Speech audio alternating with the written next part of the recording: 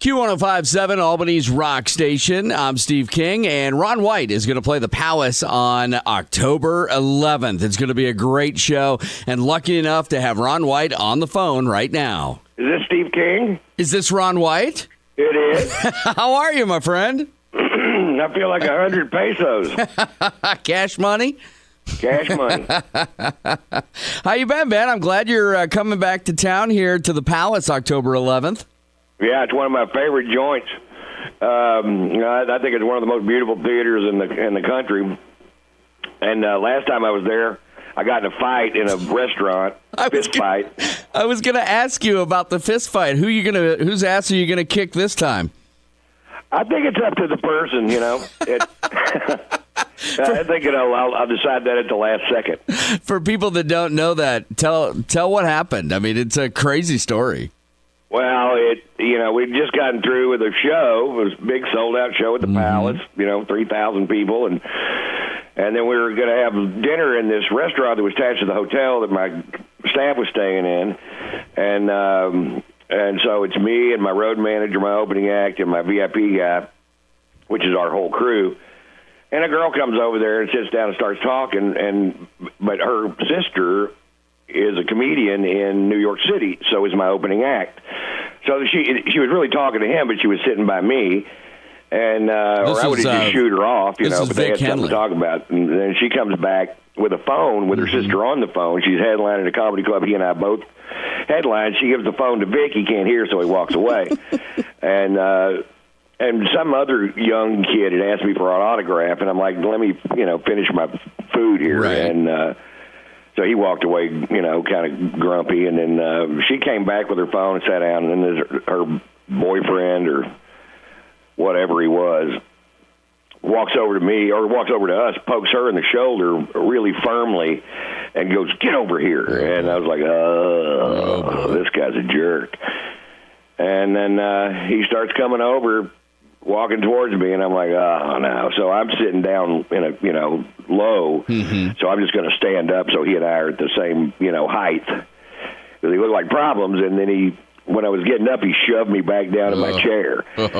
And I'm like, oh, no. So I get up, and it was like a bar fight in a movie because it was a nice place with wine glasses on the table. That broke. Tables went over.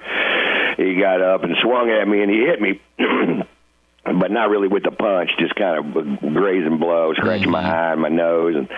But when he did, he left his chin hanging out there. And I was like, oh, look at that little treat. And so I popped him as hard as I could a couple times, hit him in the eye, hit him in the jaw. By then, my road manager had come over, and my road manager, he's not very big, but he can take care of anybody anywhere. He used to be Michael Bolton's security guy. Oh, wow. And 7th degree or 8th degree black belt or whatever. He's a little badass. And so that whole thing lasted about 48 seconds, right, which I call the distance.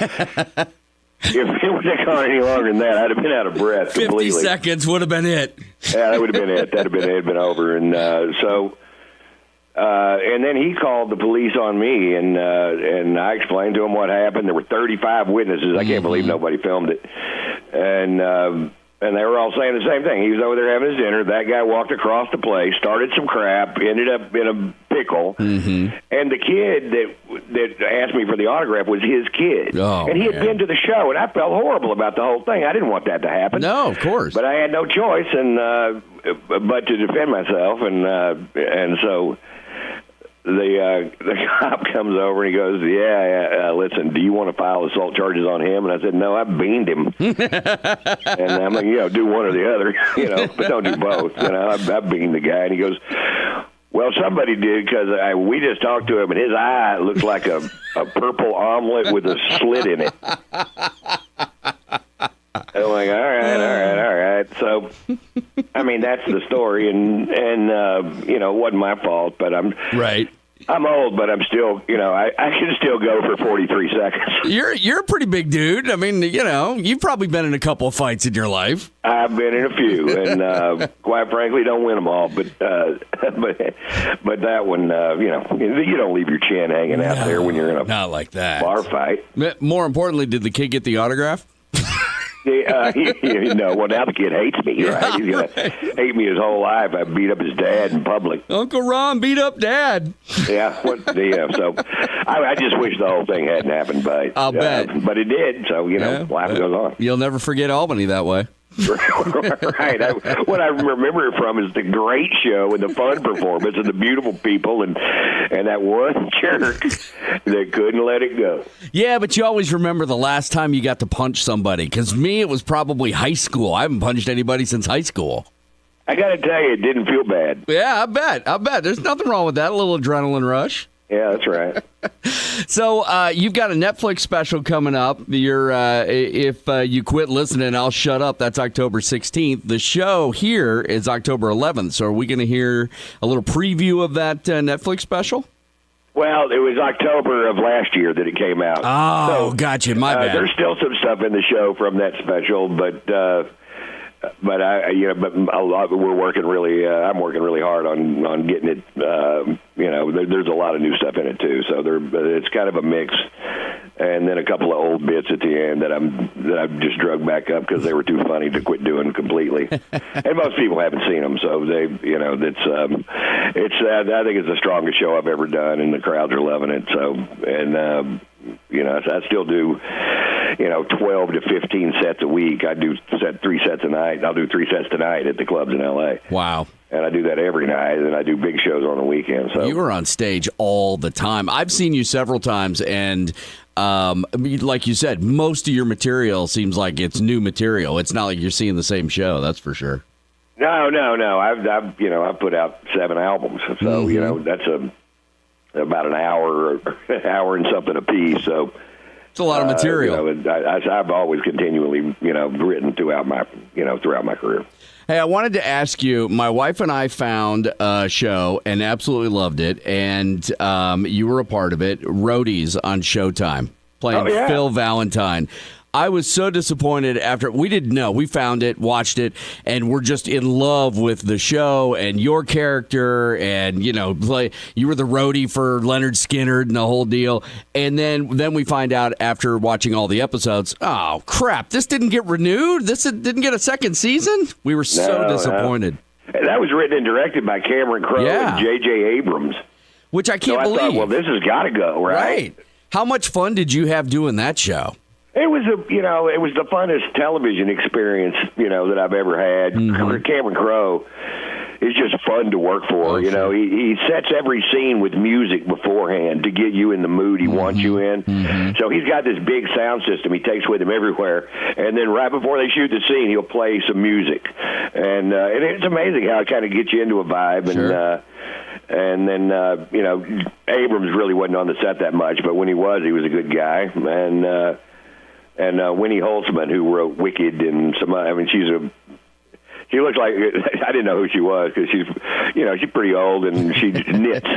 So it looked like somebody's grandma over there knitting something, but she's really one of the most powerful people in Hollywood. And she's making you a sweater.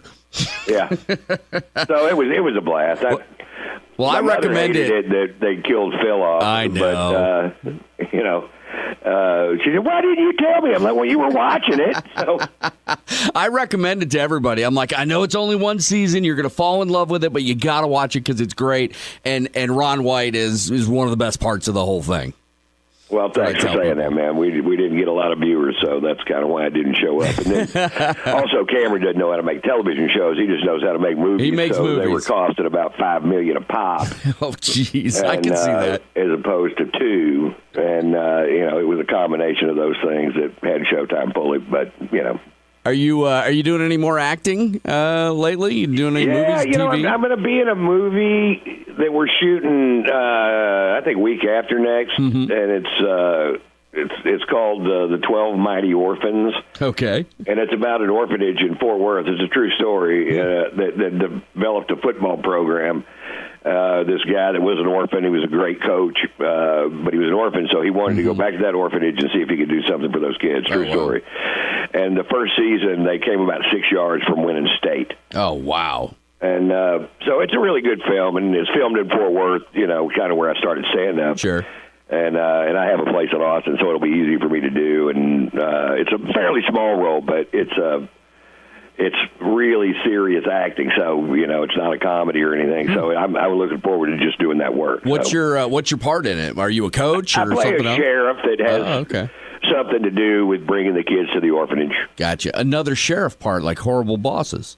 Yeah, I get to play that again. Only this is set in the 30s, so it's a period piece, so that'll be fun. Good. I think it'll be fun. And Luke Wilson from Roadies that's why I'm in it, because he's the star of it. And he said, "Get Ron White. Oh, that's perfect. Awesome. You need to get Ron White for one of these roles." And we were looking at bigger roles, but my touring schedule wouldn't hold it, so we settled on this smaller role, so I'd still get to do it. But that's awesome. And man, I can't believe how busy you are. You do like 150 dates a year. You're doing TV and movie stuff, and then you've got a tequila as well. #1 tequila, right? Yeah, which is going great, by the way. It's the best drink of liquor on the planet. It's not available there yet, but you can go to taterstequila.com, and I will send to you a bottle of the finest tequila you ever drank at a great price. I had some. The reason I can sell it at a great price is the big companies that can make tequila this good sell it for $300 or $400 a bottle, and they have to because they have $1 billion advertising budgets. We got me over here going, "Hey, I got some tequila for sale over here," which is way cheaper and way less effective, but it gets the word out. Basically, we drink all we can and sell the rest. So if you want to taste it, I would hurry. Yeah, no kidding. I've actually had some. I'm not a huge tequila guy. I'm more of a bourbon guy, but I tried some. Colleen Quinn gave me some. And, wow. And I was like, holy crap, this is actually good. I like this tequila. Yeah, no, it's sweet, and it's also better. It's a stimulant instead of a depressant. And I drank scotch for a lot of years, and I got to tell you, as I got older, I would drink a lot of scotch, and then late at night I'd get morose, which makes nobody horny. But the tequila helps with that. Yeah, that tequila's let's dance and screw. So. Exactly. Well, I'm looking forward to it, man. You're a busy man. I can't wait to see you at the Palace October 11th, and afterwards, I'm walking around with my cell phone to see if you get in any fights.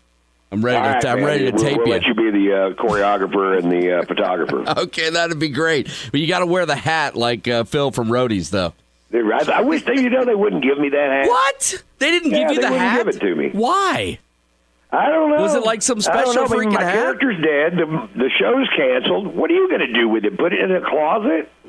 Have you kept anything from any of the parts you've had in movies, TV, anything like that? Do you keep? Are you sentimental? They let me borrow because I did this. There's this weird show that they do in L.A. Where the comics there's a band and the comic sings with the band and then does stand up. And I was doing a Skinner song, so they lent me the hat that the guy that played the young Leonard Skinner, the Van Zandt. Oh yeah, the hat he wore. They let me borrow that for that show, and I never gave it back. So good for you. I guess I stole it. Good for you. I love it, Ron. It's a pleasure talking to you as always, man. Safe travels, and I can't wait to see you here at the Palace October 11th. Steve King, you're the best, man. Thank you so much. Appreciate it. Bye. Bye-bye.